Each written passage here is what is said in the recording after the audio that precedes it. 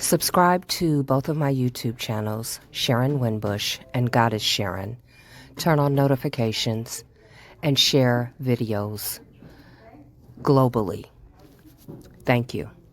Press my name below this video and that will take you to my channel where you will find more videos on this subject and many others. As easy as it would be to blame Robert for everything because he was 30 years old, as easy as it would be to say he's the big bad person because he was the man, he was older, he had more life experience, he did something to her. That's easy and that's surface. You got to go beyond that. You got to go deeper than that. This is a multi-dimensional problem, and it requires multi-dimensional observation, multi-dimensional thinking, and multi-dimensional resolution. I can't get the image of her being 13, 14, 15, sitting in the kitchen, talking as I prepare the food. I can't get that image out of my mind. But I also can't get the image of her playing with Joanne out of my mind either. I can't get the image of her being around Drea and you know, moving through the house. So I have to, in all fairness and in good conscience, let Roshana bear some responsibility too. Because if Robert bears responsibility, he was 30 years old, he was the man, he was the superstar, it was his house, he knew he was married, he knew he was messing with Sparkle. Of course, we know all that. But she also knew those things. She knew he was married. She knew he had a newborn. She knew that he was involved with her aunt, Sparkle. And she knows Sparkle is the one that brought her around. So I cannot absolve her of responsibility. I cannot look the other way. And I cannot say she was a victim. Why? Because she said, and she has behaved, she is not a victim. She was never a victim. She said he asked over the telephone, "What color panties do you have on?" She had choices in that moment. Hang the phone up, tell her mother, tell her father, tell her aunt, tell him, "I'm not comfortable with this, I have to go." She had many, many options. She chose describe my panties. And if that were uncomfortable for her, she wouldn't have gone to his house again. When her mother said, "Okay, I'm going to drop you over at the house," she would have said, "No, I don't want to go." The first word in the English language that you learn is no. When there's something you don't want to do, you say no. When there's something that you object to, you say no. So if this female, 14 years old, sits on your husband's lap and rubs his head and says, "I want you to be my goddaddy," are you okay with that? Do you think she's innocent, that she's naive, that she's gullible? If you have her babysitting your newborn child and she's around your house for a year, year and a half, and then you find out by looking at a tape that she's been with your husband, are you okay with that? Are you going to call her the victim? Of course you're going to be mad at the man, but are you going to say, "Oh, this poor child, she didn't know what she was doing"? Every single female within the sound of my voice would kick her out of their house and would probably beat her ass. There's no way you would want any female sitting on your husband's lap, rubbing his head, saying, will you be my goddaddy? There's no female that you would want on the telephone describing her panties to your husband or your man. There's no female that you would want engaging in sexual activity with your husband or your man. And she did it to the tune of years, decades. So this is someone that wanted a lifestyle, that wanted a life better than the one that she had, and she made a choice for herself. She didn't want to lose her virginity to the guy in her class.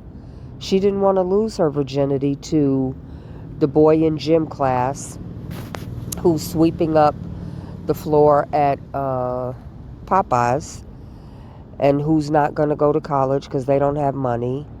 So he's going to go get a job, some blue-collar job at a factory somewhere. That's not what she wanted for her life. And she was willing to take the chance. She was willing to gamble. She was willing to do whatever she had to do to pull herself up out of poverty. Obviously, she was living in poverty because her A game was R. Kelly. That's what she did. She stopped seeing him years ago. And did she go on to do great things with her life? No, and that's not his fault. At every turn, she could have stopped and moved on. She wanted to be wife. She wanted to replace Drea. And once Drea left and he got the divorce, she was ready to be next in line. Plain and simple. Females do it all the time, all over the globe, all over the world. And I just see it for what it is. I don't condemn her. I don't condone it. I don't judge it. I wanted understanding simply because I know her, and obviously I know Robert and I know Drea, and I worked in the home. So I did want understanding. I did want clarity. And I do believe I have that. Jane says her aunt pushed her to get closer to R. Kelly. She said I should ask him to be my godfather, that I should rub his head and ask him to take that role in my life. Jane says. Kelly chuckled and said yes. Her parents, she says, also approved. Her father continued to work with R. Kelly even after the trial. His work with R. Kelly was mentioned in his obituary. And even after she broke up with Robert, she kept going to R. Kelly concerts. That's not a victim. Sparkle said she lied under oath because y'all were forced to testify. They lied under oath all the time. They did it before under oath in front of an 08 grand jury. So she has been lying habitually, and she lies very well. She's a seasoned liar. That's what her aunt is calling her. You lied in 08. You're lying now. So at the end of the day, she was forced. You don't have to coerce a victim. You don't have to threaten a victim. You don't have to force a victim. The one word that Sparkle said and put in all caps, they were forced to testify. At no point during the entire time that her mother, or her father want to come forward and say anything. And even after Surviving R. Kelly aired, she didn't want to come forward and say anything against him.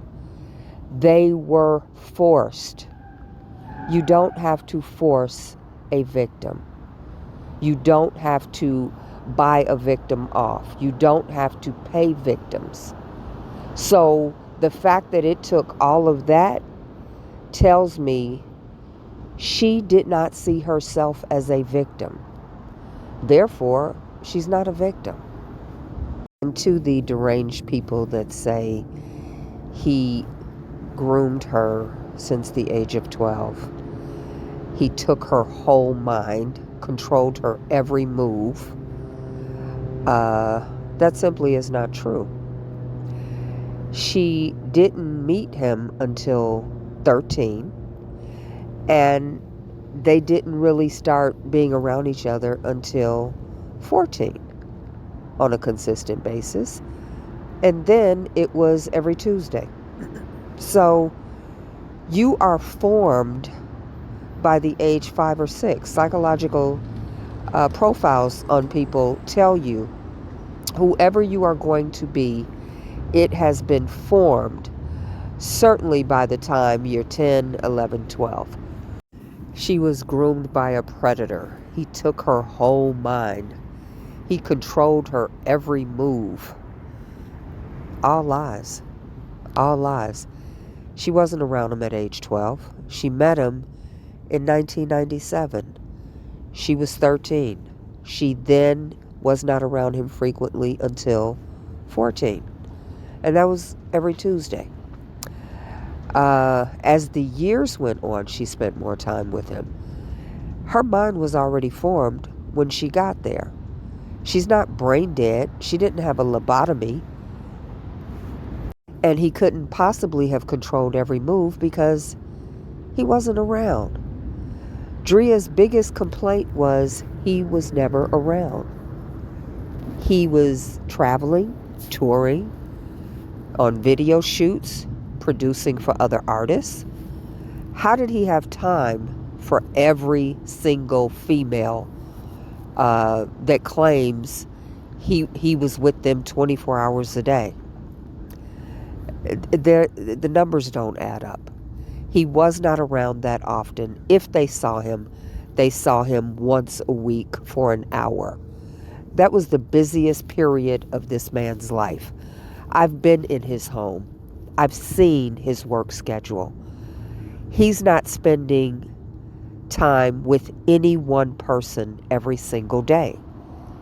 He may have been with a particular female 1 hour a week because he has to get to all the other females he's trying to get to, all the other sex he's trying to get to. You saw the sex tapes didn't have one person on them. It had many, many, many people. So he's not spending every single day with any one person. He's not spending every hour with any one person. He can't. His work requires obsessive, maniacal focus and time. And then he plays basketball. And then he's touring, he's traveling, he's doing video shoots. He did not spend that kind of time with any of them. He just didn't have the kind of time for them. So she was able to walk out the door and leave. She was able to break up with him. He couldn't have been that controlling. He didn't stop her. She didn't say he prevented me from leaving. No. People want to project their feelings onto Rashana. They want to project what they would have done onto her. She's a different human being with different life experiences, with different thought processes. And she was fully formed by the time she got to him. At 14, she had her own mind. She knew what she wanted. She knew what she didn't want. She knew enough to not hang up the phone and not go tell her parents. She knew enough to continue to engage in conversation with him. She made choices for her life, and those choices are unsettling for you. But I don't see it as a negative thing. She got to have a whirlwind romance with one of the biggest artists in history. Was it all positive? No. But it wasn't all negative either. So everybody needs to stop trying to make this a horror show, because that's not what it was. If it were a horror show, they wouldn't want him back. They wouldn't keep calling him after they broke up. They wouldn't keep going back. It was predominantly good, with probably some hiccups, some speed bumps, some negativity. But you don't go back to a predator. You don't return to a monster. You don't go back to a horrible experience. They all went back. They all wanted to be around him again and again and again and again. It was part of the dance. If I leave, maybe you will marry me. If I leave, maybe you will stop seeing all the other people. If I leave, maybe you will put a ring on it. And he just wasn't doing that. But it didn't make them leave and shut the door. Not one person walked away and stayed gone. Not even Drea. We see her at his birthday party trying to get in. They all kept coming back again and again and again and again, and loving him and wanting the best for him if they were fair-minded.